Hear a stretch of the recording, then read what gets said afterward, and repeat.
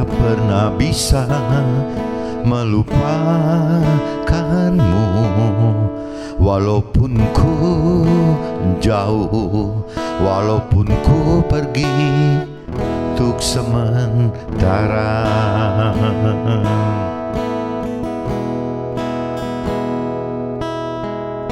Sungguh besarnya karuniamu, kau ajari aku tentang arti sebuah kehidupan.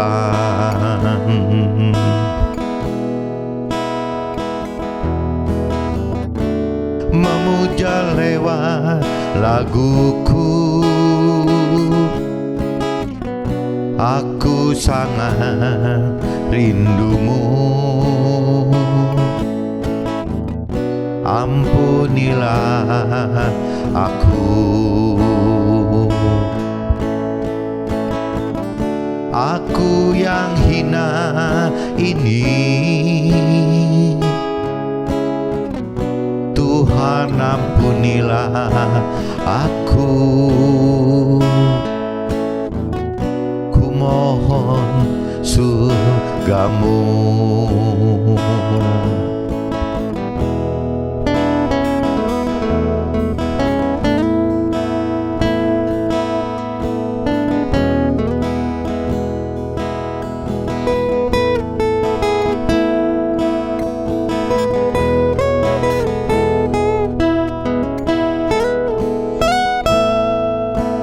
Biarkan kasih-Mu kan selalu hidup, takkan pernah redup, kan selalu di hatiku.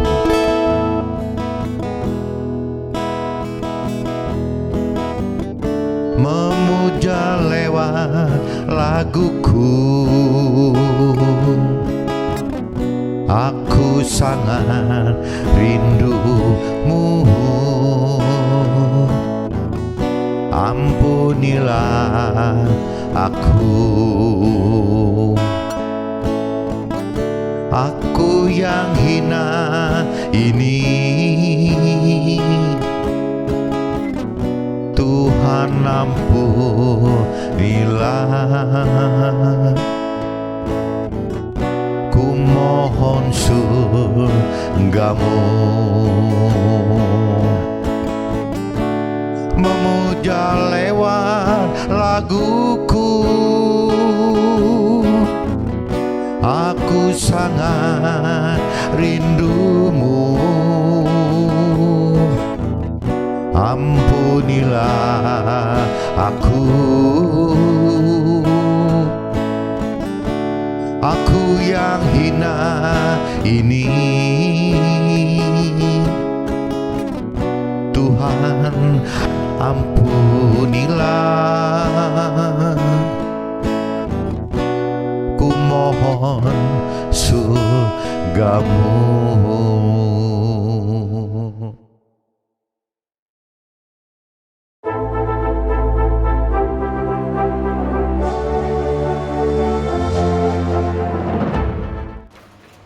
Jumpa kembali di MTD Journey Inspiration of Life. Pagi ini saya coba mau sharingkan teman-teman dengan temanya itu percaya dan kasih Tuhan lebih sulit dari mencari bentuk kesuksesan bisnis atau kesuksesan berkarir. Maksudnya teman-teman, untuk dapat mempercayai Tuhan dan mengasihi Tuhan itu akan lebih sulit sekali teman-teman. Kalau dikatakan pakai bibir, pakai mulut, diucapkan begitu aja mudah gitu ya. Apakah kita percaya Tuhan? Ya kita pasti katakan percaya. Apakah kita mengasihi Tuhan? Pasti kita nggak berani ngomong tidak mengasihi, pasti juga akan ngomong mengasihi. Tapi dalam realitanya teman-teman, untuk percaya dan mengasihi Tuhan berarti kan harus melakukan firman teman. Kalau bentuknya nggak nyata gitu ya, bentuk percaya dan mengasihinya apa? Justru kalau kita beneran percaya dan mengasihi Tuhan, ya berarti kita harus melakukan firman. Nah waktu melakukan firman teman-teman, timbul kesulitan yang lebih sulit gitu. Mencari Tuhan itu lebih sulit daripada ya cuman Uber kesuksesan bisnis atau Uber kesuksesan berkarir gitu. Nah ini nanti saya coba jelasin di draft teman-teman. Tapi dasar dari tema hari ini saya ambil dari kitab Roma, dan kitab Roma pasal 9 ayat 14 sampai 29, dan saya ambil dari kitab Ibrani pasal 12 ayat 1 sampai 17. Jadi sebelum masuk draft, saya coba baca dua kitab ini teman-teman, supaya sharingnya punya dasar gitu, punya dasar firman teman. Jadi saya campurkan antara apa yang terjadi dalam hidup saya yang terkait hidup bersama Tuhan dan juga dengan dasar firman Tuhan. Jadi akhirnya sharingnya itu lebih baik gitu daripada kita cuma sekedar curahan hati saja gitu. Nah ini saya bacakan dulu teman-teman, kitab Roma pasal 9, teman-teman coba cari kitab Roma pasal 9 ayatnya dari 14 teman-teman, 14 sampai ke 19 sampai 29, ayat 14 sampai 29 teman-teman. Jadi cukup panjang ya, 14 sampai 29. Oke, jadi ini cukup panjang nih teman-teman. Nah, ini saya dibaca dari kitab Roma pasal 9 ayat 14 dulu teman-teman.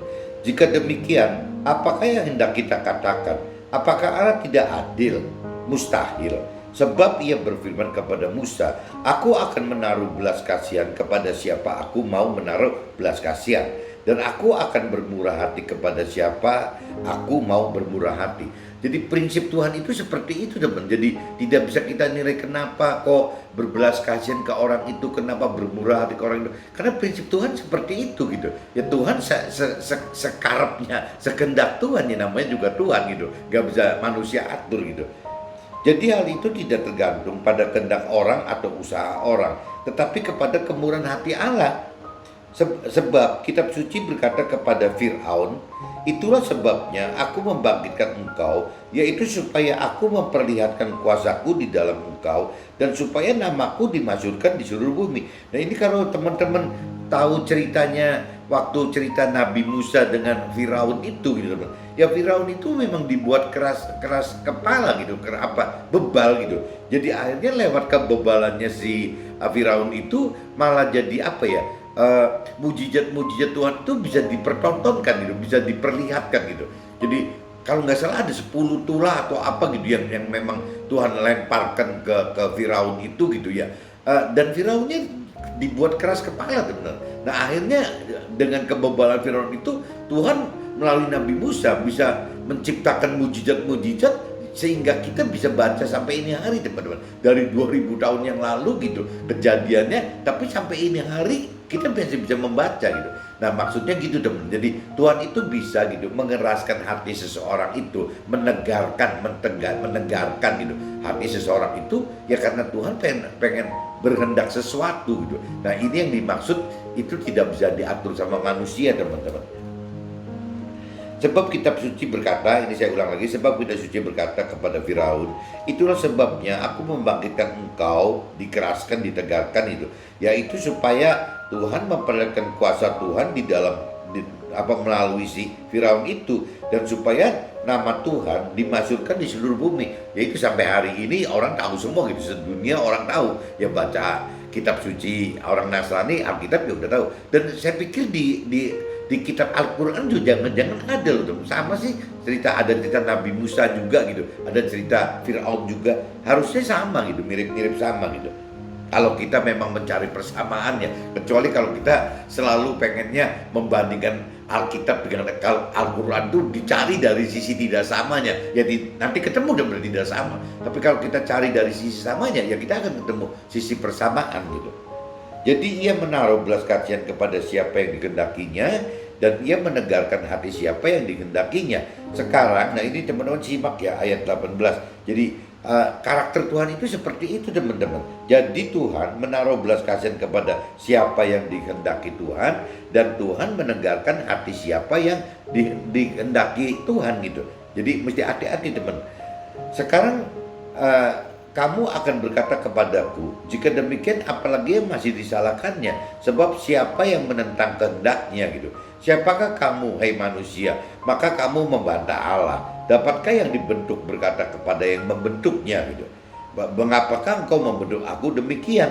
Jadi maksudnya kalau dari sisi kitab Nasrani diumpamakan bahwa manusia itu adalah jadi tanah liat yang dibentuk gitu oleh si Tuhan gitu. Jadi ya terserah Tuhan, dan mau bentuknya jadi apa juga terserah Tuhan gitu. Ya kenapa manusia mesti ribut? Mengapakah engkau mau bentuk aku demikian gitu? Kenapa kok kita jadi seperti ini? Ya itu kembali lagi ya sekehendaknya Tuhan gitu. Karena ya Tuhan adalah ya Tuhan gitu. Apakah tukang periuk tidak mempunyai hak atas tanah liatnya untuk membuat dari gumpal yang sama suatu benda untuk dipakai guna tujuan yang mulia, dan suatu benda lain untuk dipakai guna tujuan yang biasa saja? Jadi kalau untuk menunjukkan murkanya dan menyatakan kuasanya, Allah menaruh kesabaran yang besar terhadap benda-benda kemurkaannya yang telah disiapkan untuk kebinasaannya. Jadi ini cerita yang di ayat 22 teman-teman. Ini cerita Firaun itu gitu. Firaun itu seolah-olah apakah memang kalau memang dia tidak bisa berubah menjadi benar, ya pasti dibinasakan teman-teman. Firaun itu dibinasakan. Nah kita mesti hati-hati teman-teman. Nanti di draft itu juga saya ingetin gitu. Jangan sampai nanti, biasanya yang saya alamin, yang saya tahu gitu kalau dari sharing-sharing dengan teman rohani atau mentor rohani, ujung-ujungnya ujian cobaan yang paling berat itu adanya di pasangan kita teman-teman.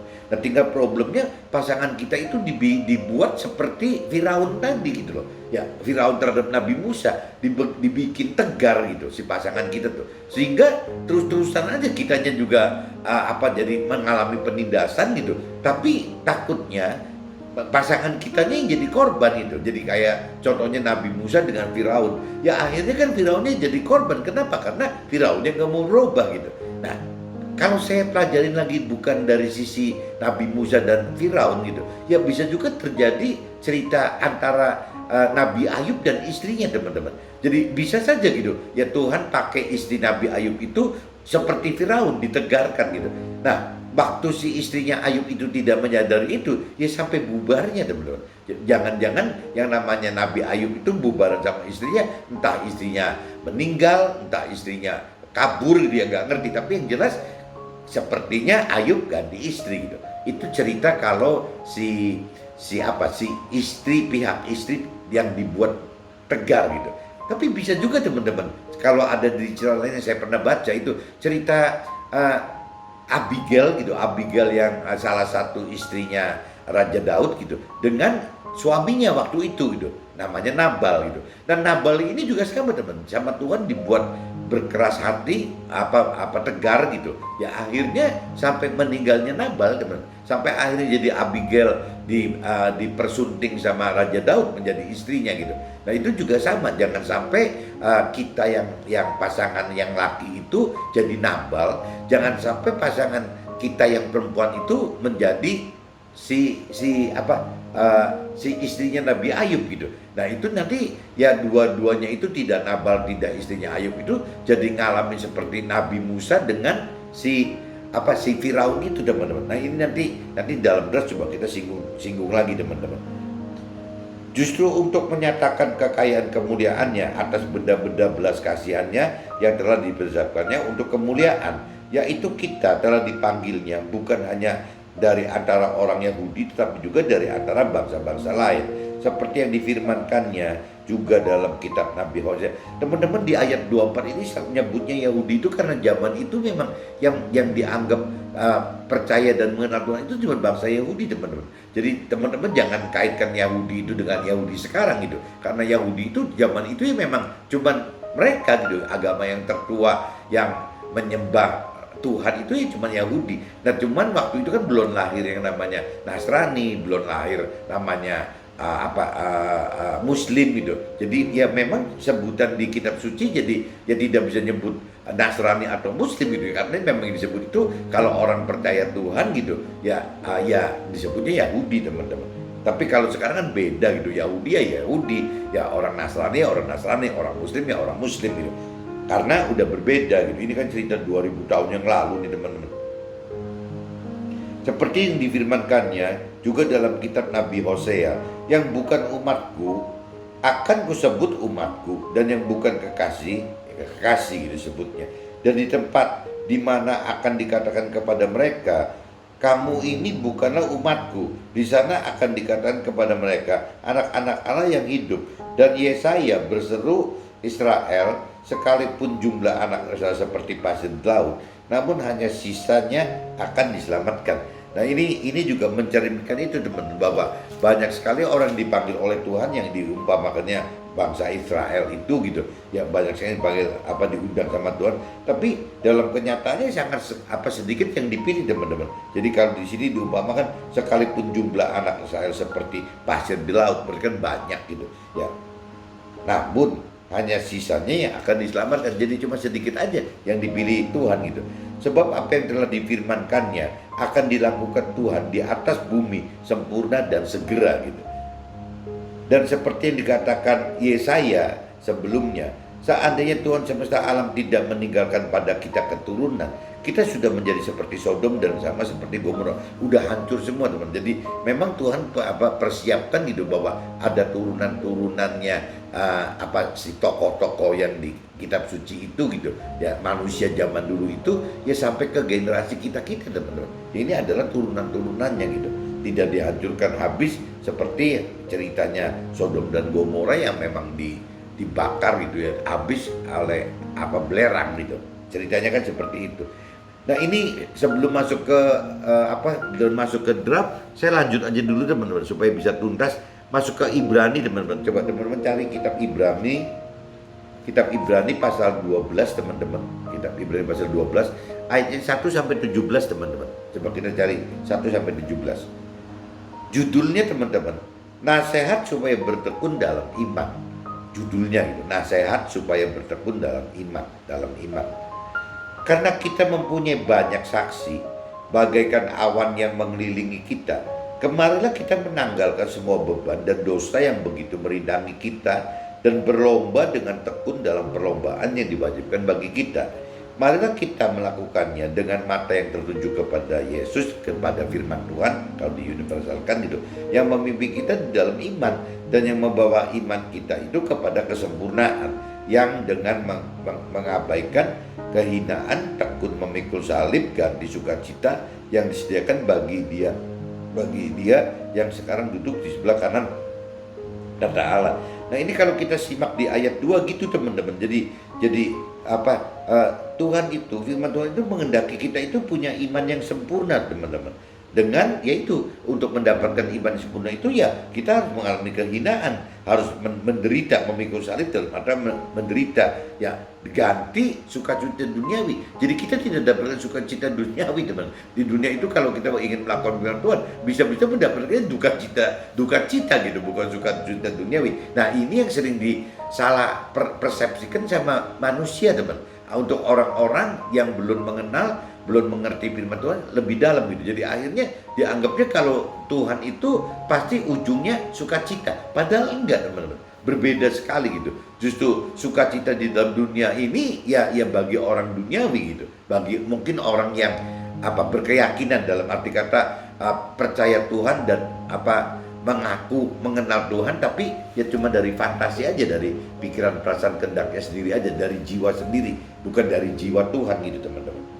Ini yang mesti kita juga hati-hati gitu, jangan duduk di fungsi itu.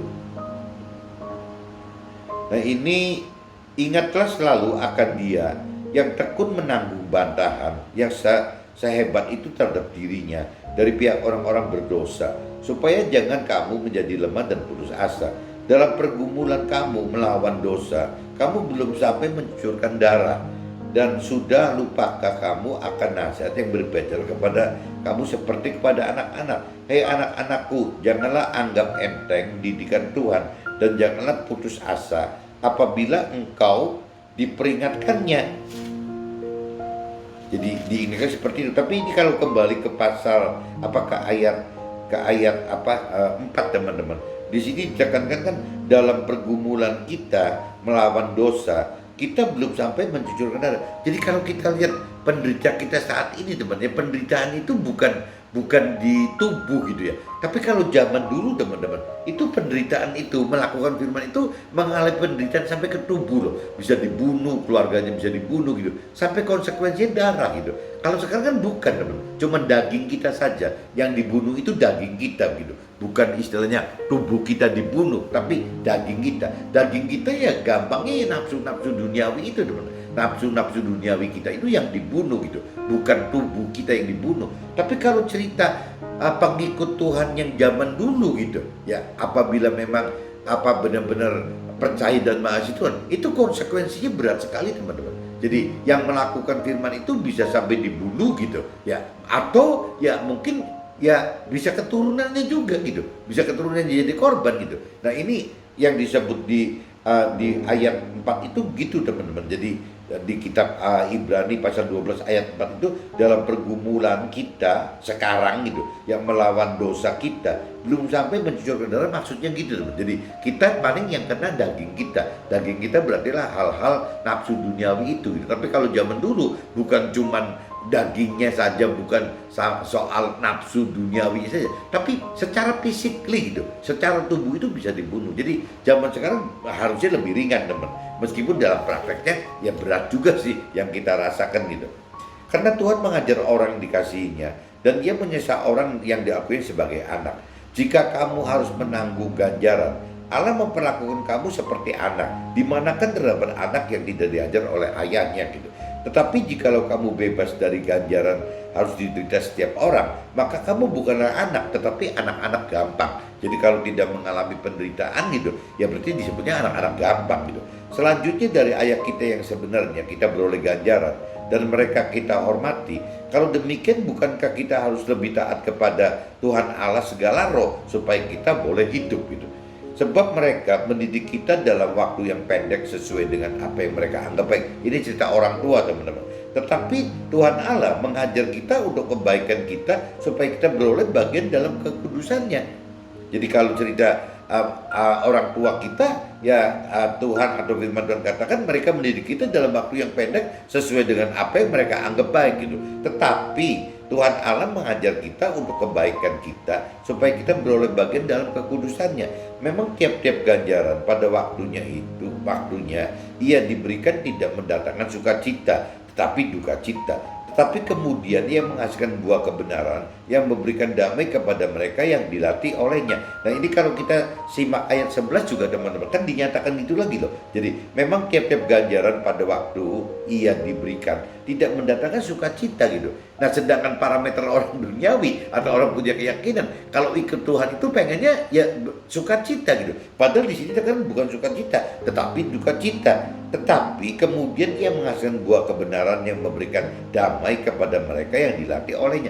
Jadi sasaran kalau cerita ikut Tuhan itu bukan sasarannya sukacita di dunia teman-teman. Ya di dunia itu bisa duka cita. Tapi sasaran Tuhan itu bagaimana di dunia dan akhirat itu mendapatkan damai sejahtera. Nah damai ini teman-teman, damai ini adalah sukacita di dalam kesulitan-kesulitan karena hidup bersama Tuhan, hidup di jalan firman Tuhan. Itu loh Don yang aneh, teman-teman yang aneh itu gitu. Ya bagaimana kita bisa mendapatkan damai sejahtera dalam kondisi menderita gitu. Ya karena kembali lagi kita hidup di jalannya firman Tuhan dengan cara-cara firman Tuhan, dan kita hidup bersama Tuhan ya lewat roh Tuhannya. Nah itu herannya, penderitaan, kesulitan, penindasan segala macam itu kok dirasakannya bisa mendapatkan damai sejahtera. Ya bahkan ada firman lain katakan bisa mendapatkan kepuasan yang sempurna gitu, kebahagiaan yang sempurna, sukacita yang sempurna gitu. Ini yang mustahilnya ikut Tuhan itu seperti itu teman-teman. Nah ini nggak bisa diceritakan gitu. Ya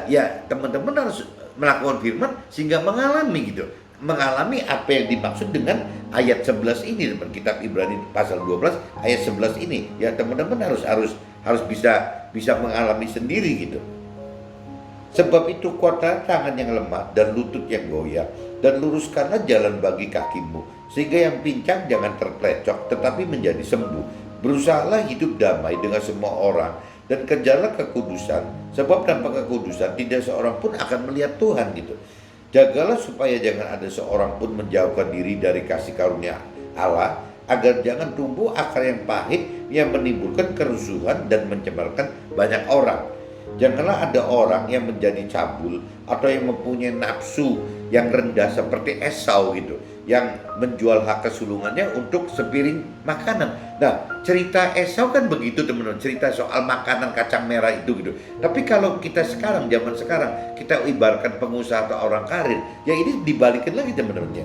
Di sini kalau saya universekan untuk pengusaha atau orang karir gitu. Janganlah pengusaha atau orang karir menjadi cabul atau yang mempunyai nafsu yang rendah seperti Esau yang menjual hak kesulungannya. Maksudnya kesulungan itu berarti untuk percaya dan mengasihi Tuhan, ya untuk ya cuman sukses bisnis gitu dan sukses karir.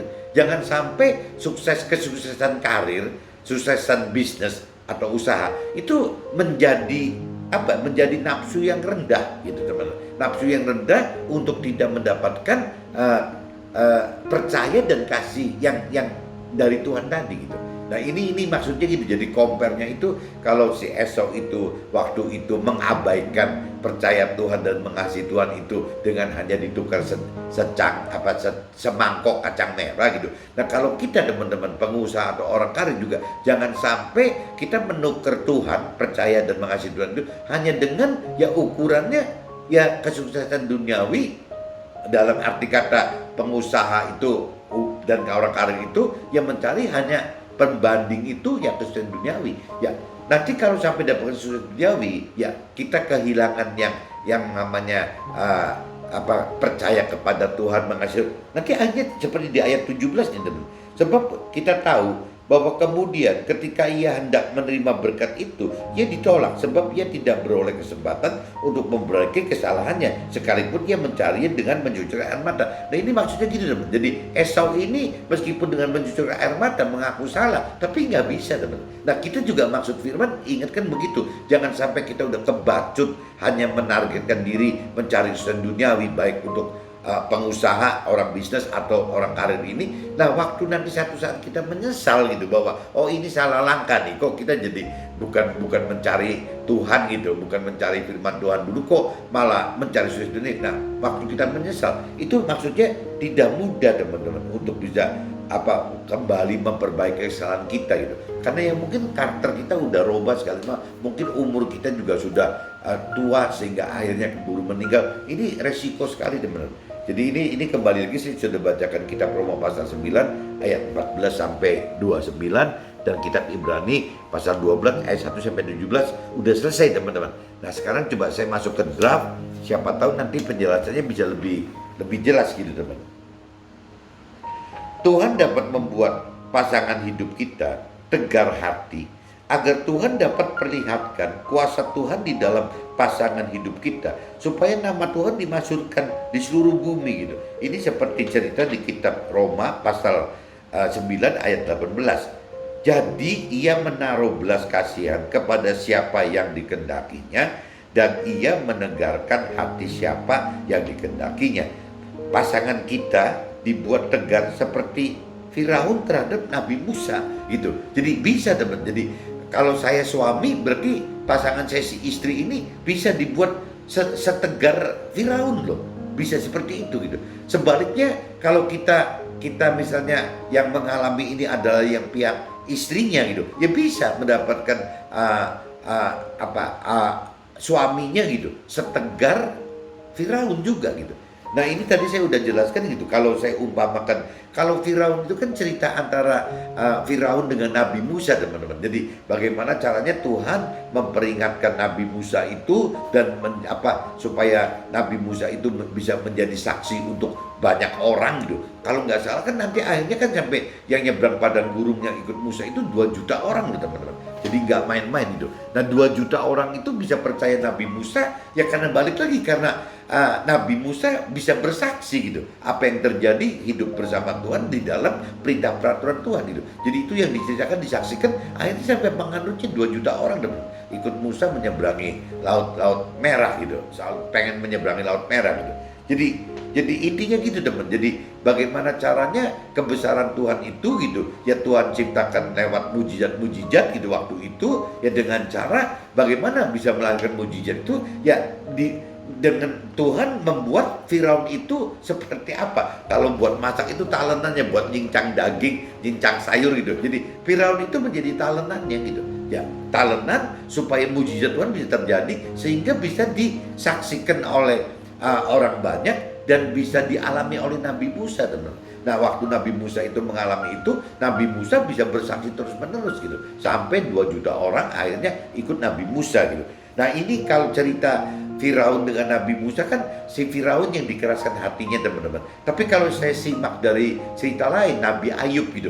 Nabi Ayub itu sama, teman. Nabi Ayub itu mengalami seperti Nabi Musa itu, tapi yang dikeraskan, ditegarkan hatinya itu istrinya, teman. Istrinya Nabi Ayub gitu. Sampai ujung-ujungnya ya nggak tahu meninggal atau bubar gitu. Yang jelas Nabi Ayub jadi nikah lagi dengan istri yang baru, jadi akhirnya punya anak yang baru gitu, punya kehidupan yang baru seperti itu.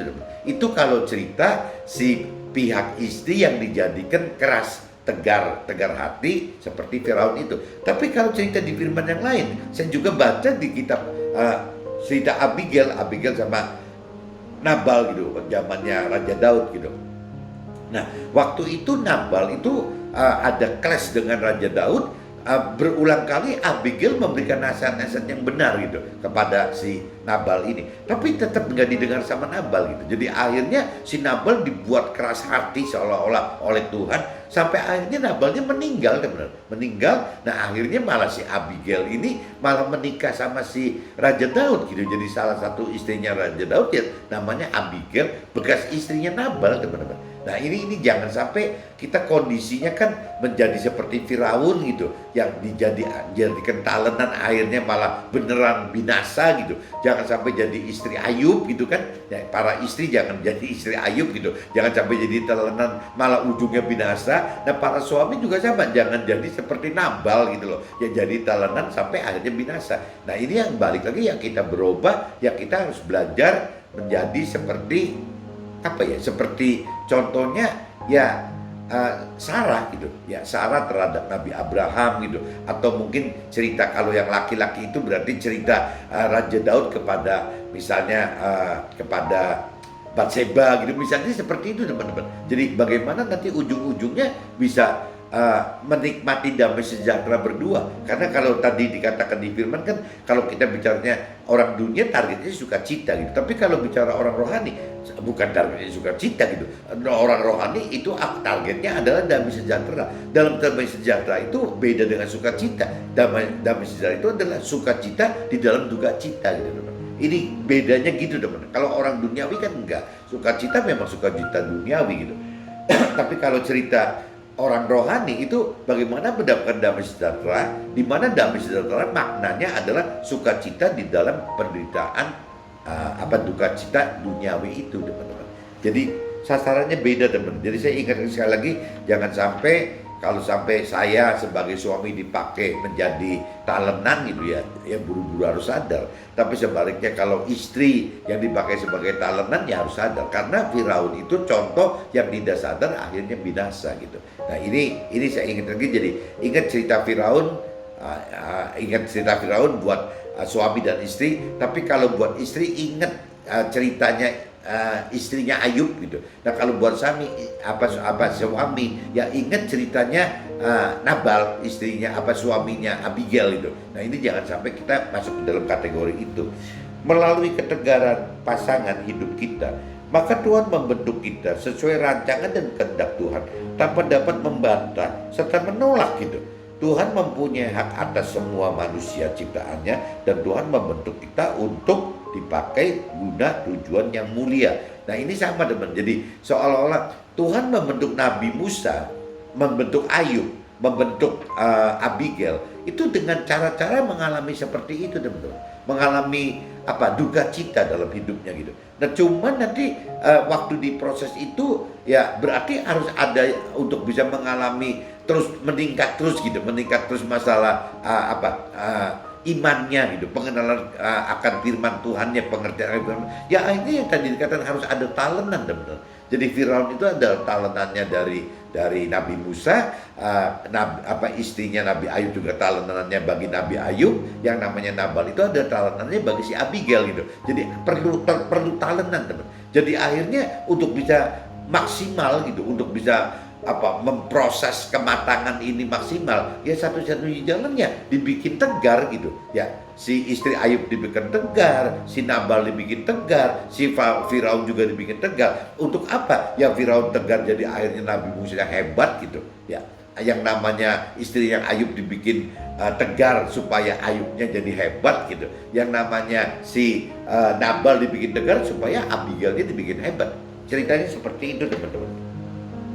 Roma di pasal 9 ayat 27 sampai 28 katakan sekalipun jumlah anak Israel, dalam arti kata anak Israel itu waktu itu teman-teman, ini cerita 2000 tahun lalu, anak pilihan Tuhan gitu secara rohani gitu. Jadi kita juga kalau waktu itu kan belum dianggap ada teman-teman. Jadi yang kita ini secara rohani boleh dikatakan seperti anak-anak Israel, bukan Israel yang sekarang teman-teman. Israel cerita 2000 tahun yang lalu gitu. Jadi orang yang percaya Tuhan lah intinya gitu.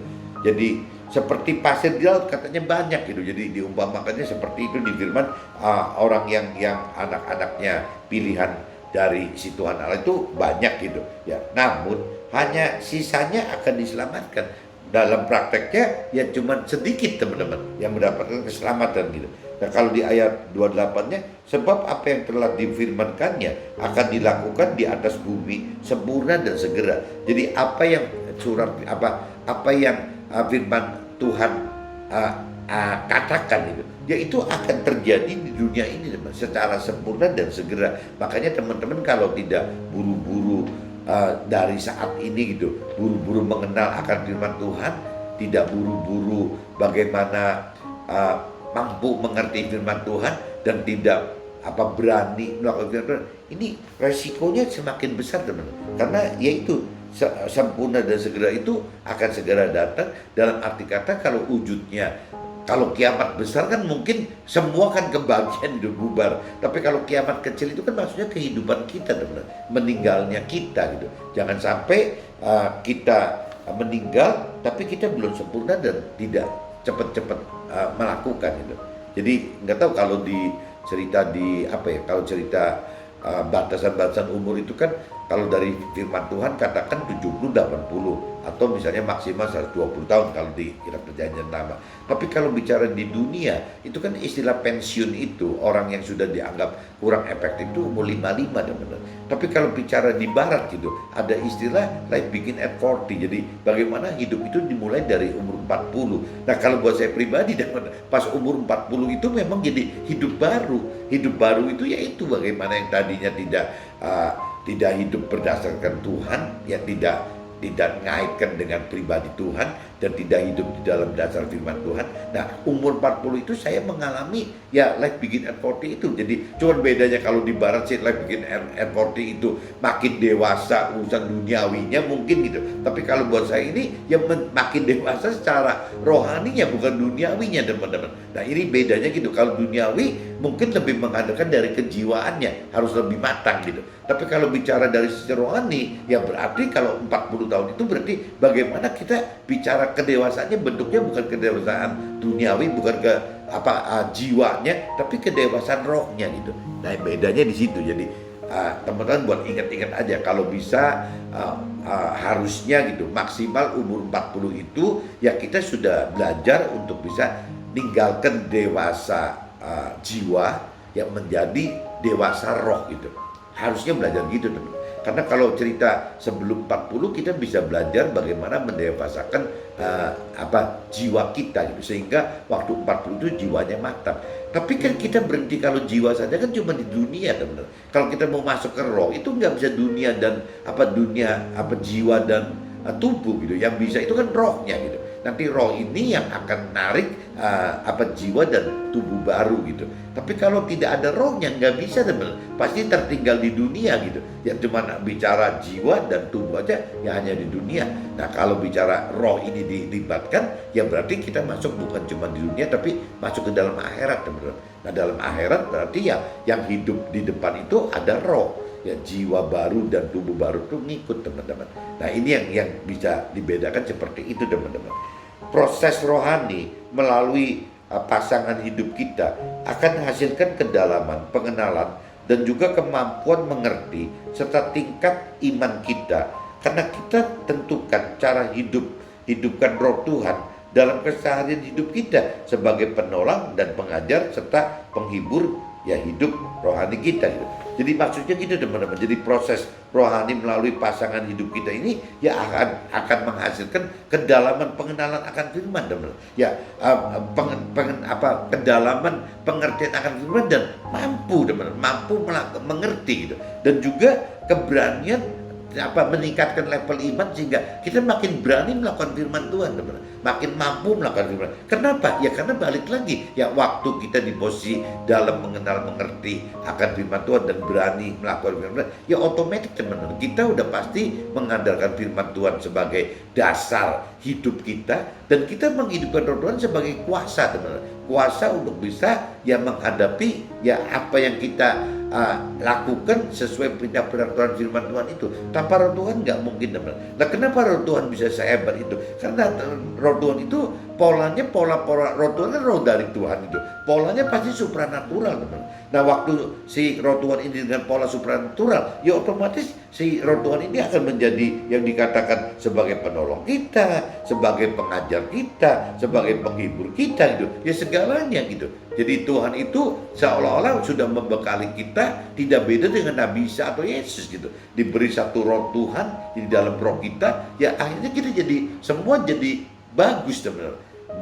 Mampu mengerti, mampu melakukan firman Tuhan itu, mampu mengalami firman itu jadi mampu semua. Kecuali kalau bicara kemauan itu teman-teman. Kalau bicara mau mengenal Tuhan atau mau mengenal firman Tuhan, dan Tuhan nggak bisa tuh, nggak bisa paksa gitu. Itu kembali lagi teman-teman mesti ingat itu dari dasar kemauan kita sendiri teman-teman. Kita harus mau sendiri, jangan sampai Tuhan yang bikin kita mau, rasanya nggak ada, rumus itu nggak ada gitu. Tapi kalau bicara Tuhan bikin kita mampu mengerti, Tuhan bikin mampu kita melakukan, itu iya, itu bisa gitu. Karena ada unsur roh Tuhan tadi teman-teman.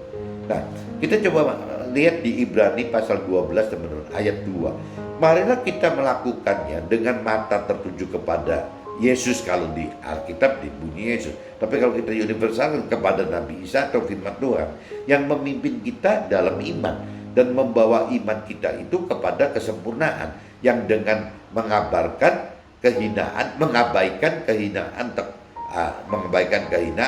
tekun memikul salib. Dalam arti kata salib di sini adalah penderitaan oleh lakukan firman Tuhan teman-teman.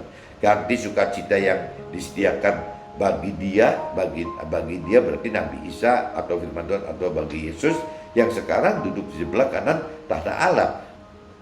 Nah kalau teman-teman simak Ibrani 12 ini teman-teman, ya jelas yang namanya iman itu memimpin kita ke dalam iman yang membawa kita kepada kesempurnaan iman. Jadi Tuhan itu bukan cuma beriman saja teman, tapi Tuhan itu ingin kita benar-benar memiliki iman yang sempurna teman. Nah iman yang sempurna itu makin kita dapatkan apabila kita makin berani, makin banyak melakukan firman Tuhan teman. Nah untuk melakukan banyak berani firman Tuhan itu kan umumnya bertentangan dengan hal-hal duniawi teman. Ya dianggapnya malah tidak wajar gitu, dianggapnya tidak rasional, irasional gitu. Nah ini yang akhirnya kita dengan gaya hidup kita seperti itu, akhirnya kita jadi mengalami itu tadi, ketidakwajaran tadi, akhirnya membuat kita tertekan hidup di dunia ini gitu. Nah waktu kita ditekan terus di dunia ini karena memang dianggap tidak wajar, dianggap aneh, dianggap gak waras gitu. Nah akhirnya kita menderita teman-teman. Kita pasti menderita. Ada yang tidak kuat akhirnya mengikuti, ada juga yang jadi udah benar-benar mengenal, mengerti tapi tidak kuat gitu. Mungkin bisa. Tapi bisa juga orang yang keyakinan itu karena belum atau tidak mengenal percaya Tuhan yang pribadi, Tuhan yang benar itu bagaimana, yang namanya percaya firman Tuhan, mengenal firman Tuhan itu dengan benar itu bagaimana gitu. Orang keyakinan kan seperti itu teman-teman, hanya sekedar berpikir bahwa saya udah percaya Tuhan kok dari pikiran perasaan kehendak sendiri, saya sudah mengenal firman Tuhan kok, tapi dari pikiran perasaan kehendak sendiri. Nah ini yang bikin nyasar semua teman-teman. Nah orang-orang seperti itu maksudnya ya bagaimana bisa mendapatkan iman yang sempurna, ya beriman pun juga tidak. Beriman ya percaya, kembali lagi percaya kepada Tuhan gitu. Nah, percaya kepada Tuhan adalah yang melakukan firman Tuhan gitu, dengan bertindak melakukan firman Tuhan. Nah, kalau bagaimana bisa beriman kalau misalnya tidak melakukan firman Tuhan? Bagaimana bisa melakukan firman Tuhan apabila tidak mengenal dan tidak mengerti firman Tuhan gitu? Ya bagaimana gitu? Bagaimana kita pengen disebut beriman? Kenapa kok orang-orang yang berkeyakinan itu kok menganggap bahwa dia sudah beriman gitu? Ya balik lagi, jadi kalau makna beriman itu adalah ya percaya dengan apa yang Tuhan perintah peraturkan itu. Berarti kita harus melakukan firman itu, melakukan perintah peraturan itu. Nah, kalau kita mengaku beriman tapi tidak punya dasar pengenalan pengertian akan firman Tuhan, tidak punya dasar pengenalan pengertian akan perintah peraturan Tuhan di firman-Nya, ya berarti bohong, teman. Ya itu berarti ya dia hidup bukan dasarnya dari apa yang Tuhan rencana dan rancang dan kehendaki, tapi ya masuk dalam rancangan dan kehendaknya manusianya sendiri, teman. Nah ini teman-teman asal tahu aja seperti itu, teman-teman. Jadi kita harus menjadi pelaku firman agar kita mendapatkan iman yang sempurna gitu. Dan iman yang sempurna itu kita butuh perjuangan sampai kita meninggal dunia, teman-teman, karena nggak ada batasnya gitu. Jadi iman itu adalah seperti iman menuju kepada iman gitu. Jadi ya seperti apa, ada mentor orang dikatakan, jadi bukan iman itu atau hidup itu cuma titik sudah berhenti gitu. Ya bukan gitu. Ya firman mentor Rani ada katakan bahwa hidup itu seperti garis gitu. Garis yang tidak berhenti gitu. Yang bukan seperti titik tapi garis. Sampai kita meninggal itu tidak pernah berhenti, teman. Ya itu yang disebutnya iman. Tahap demi tahapnya iman itu seperti itu, teman. Bahkan kalau yang saya alami, pengenalan pengertian akan firman pun sama, teman. Jadi pengertian demi pengertian, ya level tingkat iman gitu, tingginya tingkat iman ke level tingkat iman. Jadi memang dengan Tuhan itu hidup sekali, teman. Hidup bersama Tuhan itu hidup gitu. Jadi nggak ada titik matinya. Bahkan yang namanya kitab suci saya pernah sharingkan, sampai kita meninggal juga tetap nggak habis, teman. Karena pengertiannya berubah terus gitu. Nah itu yang disebut firman hidup itu, teman-teman. Dapatkan iman sempurna seperti yang Tuhan kehendaki, butuh percaya dan kasihi Tuhan gitu. Jadi untuk bisa mendapatkan iman sempurna, teman, ya kita harus percaya kepada Tuhan gitu. Kita harus mengasihi Tuhan secara total, nggak bisa separuh-separuh gitu. Nanti kalau separuh-separuh jadi kayak Esau tadi gitu. Jadi istilahnya Esau itu pengen menikmati hal duniawi ya dengan mengorbankan yaitu hak kesulungan. Hak kesulungan ya berarti kan hak untuk bisa mendapat hidup dengan cara benar itu Esau hilangkan gitu demi semangkok kacang merah aja. Nah kita kan jangan sampai begitu. Jangan sampai kita sebagai pebisnis, pengusaha atau orang karir itu jangan sampai gara-gara usaha, gara-gara bisnis, gara-gara karir itu kita hanya kehilangan hak kesulungan kita. Ya hak untuk bisa hidup ya dengan keselamatan akhirat yang Tuhan janjikan di dalam surga itu gitu. Nah ini jangan sampai kita kehilangan itu, teman. Nanti takutnya firman katakan tadi, apabila kita sadar bahwa kita hidup salah itu kita menyesal karena udah nggak keburu, teman. Kitanya udah nggak keburu berbalik untuk menjadi lebih belajar untuk benar lagi. Nah ini ya dari sekarang ya kita harus coba belajar tahu bahwa hidup yang benar itu harus bagaimana gitu, teman-teman. Jadi di sini kembali lagi Tuhan menginginkan dapatkan iman sempurna seperti yang Tuhan kehendaki dan butuh percaya dan mengasihi Tuhan secara total, dan ini lebih sulit dari hanya mencari kesuksesan bisnis atau kesuksesan berkarir di dunia saat ini. Banyak orang yang berkeyakinan, orang yang belum mengenal atau tidak mengenal Tuhan, beranggapan bahwa Tuhan itu ya prioritas setelah kita sukses duniawi, teman-teman. Nah ini konyol sekali, teman-teman. Sedangkan kalau memang orang yang berpikir seperti ini mengenal mengerti akan firman Tuhan akan sadar loh bahwa seperti dicontohnya di kitab Matius pasal 6 ayat 33 itu, carilah dahulu kerajaan Allah dan kebenarannya baru yang naik kedaban. Itu kan jelas sekali, teman-teman. Tuhan itu instruksi gitu bahwa kita itu harus mencari pribadi Tuhan Allah dulu dan mencari kebenaran firman Tuhan Allah lebih dulu, teman-teman. Kenapa? Karena Tuhan tahu apabila orang tetap target utamanya adalah mencari kesusahan duniawi lebih dulu gitu, mencari kebahagiaan duniawi lebih dulu, mencari pemenuhan nafsu duniawi terlebih dulu, kecenderungannya gitu, garis besarnya, ya pasti nggak bisa mencari Tuhan, teman. Tidak bisa mencari Tuhan dengan benar gitu. Ya karena apa? Karena yang hidupnya sudah merasa aman, ya sudah merasa terjamin gitu, merasa bahagia. Ya tapi mentoknya di situ, teman-teman. Jadi makanya tadi dikatakan kalau orang duniawi itu parameternya itu sukacita di dunia, teman-teman. Nanti setelah dunianya habis gitu, dalam arti kata umur 70 80 expire date, meninggal gitu, atau 120 tahun, terus mau apa gitu? Ya kelanjutannya mau apa? Sedangkan kalau kita percaya Tuhan mengasihi Tuhan, Tuhan katakan bahwa setelah kita mati di dunia sekarang, kita masuk ke dalam yang baru gitu loh, ke dunia akhirat yang baru, ke akhirat yang baru gitu. Nah, ini gimana kalau akhirat yang baru tuh nggak ada batasnya 70, 80 atau 120 tahun, kekal terus loh. Jadi akhirnya gimana gitu? Apakah kita lebih rela mendapatkan sukses duniawi dan bahagia duniawi, sukacita duniawi itu cuman sekarang aja di dunia yang fana ini, yang 70, 80, 120 tahun, atau kita pengen cari damai sejahtera gitu, yang baik di dunia maupun akhirat gitu. Kalau di akhirat ya pasti gitu, yang di akhirat dalam surga pasti akan dapatkan damai sejahtera. Tapi Tuhan janjikan di dunia pun gitu, kita bisa dapatkan damai sejahtera apabila hidup di dalam jalannya Tuhan, dalam jalannya firman Tuhan, dan hidup bersama Tuhan, teman-teman, bersama-sama dengan Tuhan, dengan menghidupkan roh Tuhan itu dijamin kita akan mendapat damai sejahtera. Damai sejahtera adalah ya sukacita di dalam duka cita. Kalau duniawi kan beda, teman. Jadi sukacita ya sukacita dalam duniawi gitu. Tapi kalau damai sejahtera itu adalah sukacita di dalam duka cita. Ya dalam arti kata kenapa duka cita? Karena kita melakukan firman Tuhan dengan macam-macam penindasan gitu, dengan tekanan, dengan segala macam gitu. Tapi tetap kita herannya itu bisa mengalami sukacita. Ya firman lain kan kembali dari saya katakan ya ada kepuasan yang sempurna gitu, ada kebahagiaan yang sempurna. Maksudnya gitu, teman-teman.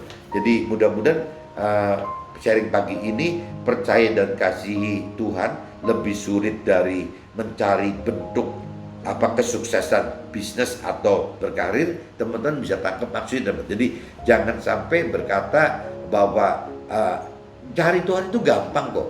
Nanti kalau udah beres urusan bisnisnya atau karirnya juga kita cari Tuhan. Ternyata salah besar, teman-teman. Jadi kita lebih baik mencari Tuhan lebih dulu, seperti di Kitab Matius 6:33 tadi. Carilah dahulu kerajaan Allah dari arti kata pribadi Tuhannya, dan kebenarannya adalah firman Tuhannya.